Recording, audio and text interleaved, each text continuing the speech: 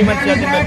माने रायजोआव हाबा खालामनो हायाखैमोन बिथांमोन बायदिखौ जोङो दिनै लिस्ट खालामनानै जोङो हाजो सेर सेरनि थागिबि मानसिफोरखौ जोङो लिस्ट खालामनानै दिनै बेयाव जों जमा खालामनानै दिनै बेयाव 280 जरा लाबोनायनि गेजेराव ओरैबायदि मानसिफोर दङ जायफोर एकदम दुखिया न'खरनि मानसि दिनैसिम बिसोर हाबा लानो थाखाय बिथांमोन रां रुफा गैयामोन बिथांमोन बायदिखौ जोङो नागिर खालामनानै जों बिथांमोनखौ जों बिसोरनि माने सामाजिक हाबा रायजोआव हाबाखौ जोङो दिनै खालामनो हानाय जाबाय आरो बिनि गेजेरावबो सोरबा हाबा जानाय बायदोंब्लाबो सामाजिक जायाखैमोन बिथांमोनहा गथ' गथाय दं गथ' गथायनिबो गथ' गथाय दंबावो नै बेफोरबायदिबो जों बेयाव जरा मोननो हादों बिनि थाखायनो जोङो बिराद मोजां मोनदों जाय मानसिया दिनैसिम रायजोआव हाबा खालामनो हायाखैमोन जोंनि बे अनुष्ठाननि गेजेरजों दिनै जोङो रायजोआव हाबा खालामनो हानायनि थाखाय आंबो बहुद माने गोजोननाय मोनदों गावखौनो गाव आरो जोङो रायजोफोरनि सिगाङावबो जों बेबायदि मोनसे मोजां खामानिखौ देखायनायनि थाखाय आंबो बहुद गावखौनो गाव मोजां हिसाबै नोंथांमोननि गेजेरजों फोरमायहरदों मा हारिनि बेयाव जोङो हारि हिसाबै जों बर' हारिनि दङ नेपालि दङ सावथाल दं आदिबासि दं बेनिफ्राय हारसा दङ राभा दङ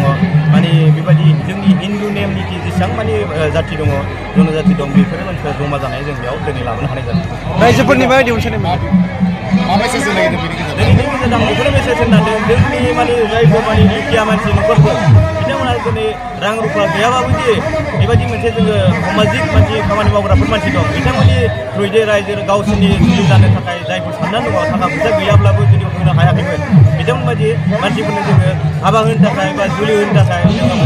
माने हेल्प खालामनो थाखाय आं मोनसे माने मोजां आपिल खालामदों नोंथांमोन बायदिया रायजो राजानि सिगाङाव हाबा लानो हायाखैब्लाबो नैबेबायदि अनुष्ठाननि खुरैबो नोंथांमोना सामाजिक हाबाखौ लानो हागोन होननानै आङो फोरमायनाय जादों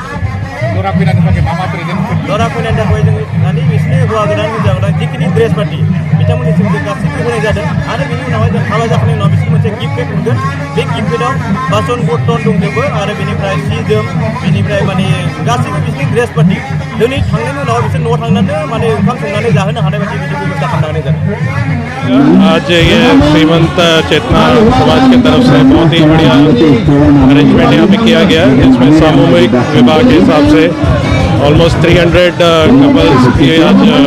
मैरिजेस होंगी अलग अलग कम्युनिटी के लोग हैं अलग अलग सेरेमनी के मुताबिक ये मैरिजेस की जा रही हैं और ये बहुत ही बढ़िया अरेंजमेंट है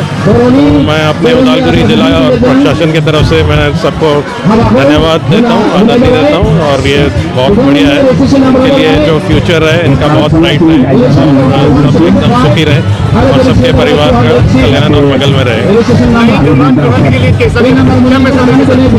हाँ मैं यही कहूँगा कि ऐसा जो प्रोग्राम है ये हम फ्यूचर में भी करें और जो हमारे जिनको किसी तरह की सहायता चाहिए वो ऐसी सहायता को जरूर उसको लें अपने लिए उपलब्ध करें और हमारी जो कम्युनिटी है इससे ये और यूनाइटेड रहेगी और बहुत ज़्यादा इनमें हमारा जो मेल मिलाप है जो प्यार है ये भी बढ़ेगा ये हमारे मतलब समाज के लिए बहुत ही अच्छी चीज़ है। Thank you.